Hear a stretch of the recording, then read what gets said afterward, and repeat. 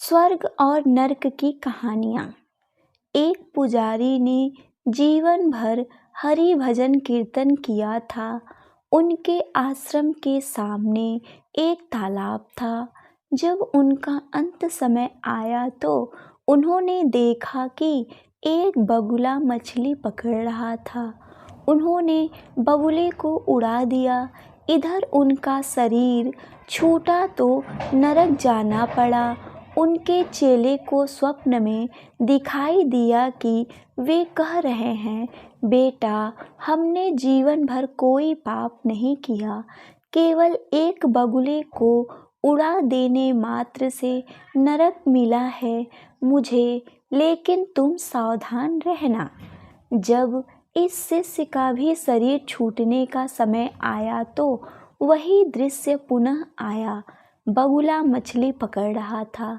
गुरु का निर्देश मानकर उसने बगुले को नहीं उड़ाया। मरने पर वह भी नरक पहुंचा। तब एक गुरु भाई को आकाशवाणी द्वारा पता चला कि गुरु जी ने तो बगुला उड़ाया था, इसलिए नरक गए।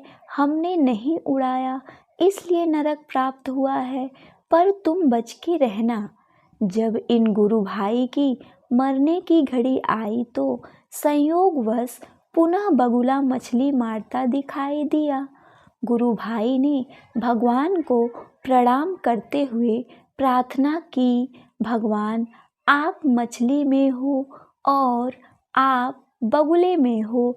हमें नहीं मालूम कि क्या सही है और क्या गलत, क्या पाप है, क्या पुण्य, हमें नहीं पता। आप अपनी व्यवस्था स्वयं देखें। मुझे तो सिर्फ आपके चिंतन से मतलब है। बस इतना कहकर जब इनका शरीर शांत हुआ तो वैकुंठ की प्राप्ति हुई। श्री नारद ने भगवान से पूछा, भगवान, अंततः वे नरक क्यों गए? महात्मा ने बगुला उड़ाकर कोई पाप तो नहीं किया। उत्तर में भगवान ने कहा, नारद, उस दिन बगुले का आहार मछली था, पर पुजारी ने उसे उड़ा दिया। भूख से छटपटाकर बगुले का अंत हुआ, अतः पाप लगा, इसलिए उनको नरक जाना पड़ा। नारद ने फिर पूछा, दूसरे ने तो नहीं उड़ाया, वह क्यों नरक गया? भगवान बोले, उस दिन बगुले का पेट भरा था, वह केवल विनोदवश मछली पकड़ रहा था, उसे उड़ा देना चाहिए था। शिष्य से भूल हुई और इस पाप के कारण उसे नरक मिला।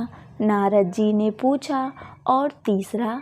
भगवान ने कहा, तीसरा मेरे भजन में लगा रहा, उसने सारी जिम्मेदारी मुझको सौंप दी। जैसा होना था वैसा ही हुआ, किंतु मुझसे संबंध जोड़ने के कारण और मेरे चिंतन के प्रभाव से वह मेरे धाम को प्राप्त हुआ। सीख, अतः पाप पुण्य की चिंता में समय न गंवाकर जो निरंतर हरि चिंतन में लगा रहता है वह मेरे परम धाम को प्राप्त होता है।